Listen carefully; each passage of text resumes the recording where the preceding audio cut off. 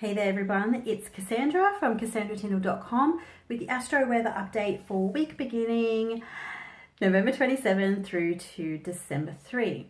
So we've got two major aspects lighting up the skies this week. The first one is Mercury conjoined Saturn, which starts the week, and then we end the week on Mars opposing Uranus. So firstly, we'll start with the Mercury conjunct Saturn aspect. So this is Mercury, the planet of thinking, communication and logistics, joining up or meeting up with hard, cold, real Saturn. And so one of the things that I've noticed that's coming up for a lot of people at the moment, this feels like a bit of a bookend type feel to the long transit that we've had of Saturn in Sagittarius that's been happening for the last 2.5 to 3 years. And so it's kind of like maybe some ideas or some maybe sort of light bulb moments on the back of Mercury trining Uranus over the weekend. So it's like, a bright idea may have happened over the weekend, and now it's like, well, how do we bring this into reality, or how do we sort of concretize or make those ideas real? And so, as I said, bookending this longer term Saturn in Sagittarius transit, it might also help you, and the fact that Mercury is about to head into reverse, it's a real time for reflection as well, and sort of closing off things or tying up the loose ends, as I've mentioned. So this could be about, obviously about the area of the birth chart, of your birth chart where Sagittarius rules. So we might be thinking about the commitments, the long-term stuff that Saturn suggests. What have we learned over the last 2.5 to 3 years? How can we sort of bring these new perspectives and these new lessons into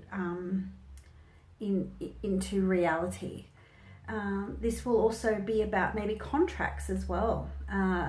Mercury and Saturn about signing the deal or the long-term commitment or something along those lines as well. What am I prepared to put my signature down for? What am I prepared to be in the longer haul for as well? So we might have to apply some critical thinking here. We've got this sort of contradiction where Mercury likes to think about details and the stuff, whereas Sagittarius is about big goals, big picture visions. So it might be sort of just like nutting out the details about what steps do I have to take, what action do I have to take in order to make these long-term ideas real. Another outcome could be too about maybe having some serious conversations about what this Saturn in Sagittarius transit has brought up for you. So if it's in your career zone, for example, it might be having some serious conversations around the longevity of a role that you're in, or it might be about making some hard decisions around, maybe letting go some clients that might be, not functional or efficient for you anymore if you're self-employed. So Saturn is a sort of planet that functions better with less. Okay, so if it's your relationship house, so the 7th house, for example, it might be about having that serious conversation about with your partner about, okay, well, this is what the last 3 years have been about, where to from here. So it is quite serious stuff. So we do have to apply critical thinking when we're dealing with Saturn as well. But also Saturn is in Jupiter's sign. So we also need to be positive, look for those outcomes that are, going to move everybody forward. Jupiter is in Scorpio currently, so it's about this deep stuff, deep reflections. And so I feel overall this week, there's an opportunity to really have a few kind of like light bulb moments about what this longer term Saturn in Sagittarius cycle's been about. This is also really good for concentrating. So if you're finishing up end of year exams or doing a course of study or something that involves deep concentration, is a great opportunity to really sort of apply your mind to something. Mercury also represents young people, like the young whippersnapper that's kind of eager and curious, whereas Saturn's like the wise old man that sort of with all his knowledge and wisdom of experience, that's sort of like, you can't do that. So we've got this sort of juxtaposition of the young and the old. And so this could manifest in you requiring some counsel. Okay, so you might need to, if you're going to enter into a contract or end a contract, you might need to bring in a lawyer or a solicitor. It might be about banking documents, or getting in a structural engineer if you're wanting to change something with your home. So it's depending on where this energy is playing out, might give you an idea on the sort of counsel that you might need to seek. Conversely too, you might be that person of wisdom that offers that piece of advice or that piece of hard come by experience that might help a younger person make some serious decisions at this time. Then the end of the week from December 1, we get a conclusion, and that is Mars opposing Uranus. Okay, so this is going to be a bit of a different type of feel to how the week started. It's a much more impulsive energy.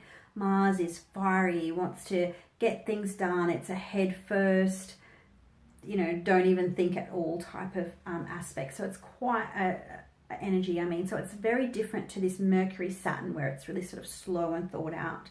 This is suggesting an energy that's impulsive, that's not really even thinking or contemplating about potential outcomes. We combine that with Uranus, and that just makes things, more dynamic, more in your face, more yang, and potentially more volatile.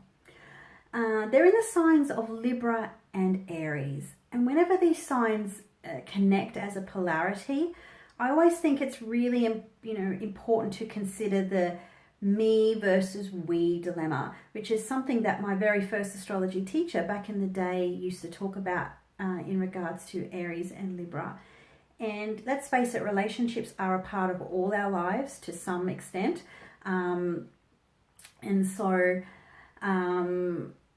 Balancing that me versus we, my needs versus your needs, and then our needs is going to be a big part of that. So Mars is in Libra. Mars has no agenda but its own. Libra is like, but what about me, and what about us? And so diplomacy is going to be your key for the end of the week. I'm not saying that you have to be so diplomatic to the point that you don't get your own needs met or you don't meet your own outcomes, but sometimes sprinkling a little bit of a sugarcoating a situation can also help bide you more time in order to get what you want. The old saying, you catch more flies with honey than with vinegar, will ring true for this aspect. So this is a aspect that is also about bucking the tradition. We've got Mars doing what it wants, and then Uranus, who is a real proponent for anything that's new, original, or unique. So at this time of year too, you might be ruffling a few feathers, especially at this holiday season, Christmas coming up. There's a lot of expectations about doing things certain ways. So you might really want to do something that's different or outside of the box for what you would do in previous years, but there's also that sense where you don't want to, rock the boat either. So diplomacy, diplomatic tactics, maybe, a trade-off, a negotiation is going to be the way forward. So this is going to be a disruptive energy. For most people, this is not going to be a smooth sailing type of feel to it. It might be a little bit frustrating, but it's definitely an energy that's asking you to think twice. Maybe just put the brakes on feeling impulsive. Libra is a sign that's about communication. It's air. It's ruled by Venus, so it's got that touch of charm and needing to connect. So if you are really wanting to go in a certain direction, check in with the people who count. So whether this is your spouse, your boss, your business partner, it's not about just going to do something because you want to. It might be a little bit about checking in with the other person, making sure that you've got, everything's kind of smoothed over before you move forward or lash out. Okay, so communication is going to be the way forward. So overall, during this week, it's definitely about go slow in terms of the thinking processes, not moving into things on a whim or on an idea, and also perhaps just communicating if you do want to do something on an impulse. Checking in, at Christmas shopping, it's like, oh, can I just, spend this few $100, out of nowhere, and then you upset the apple cart at home because you've overspent, this kind of thing.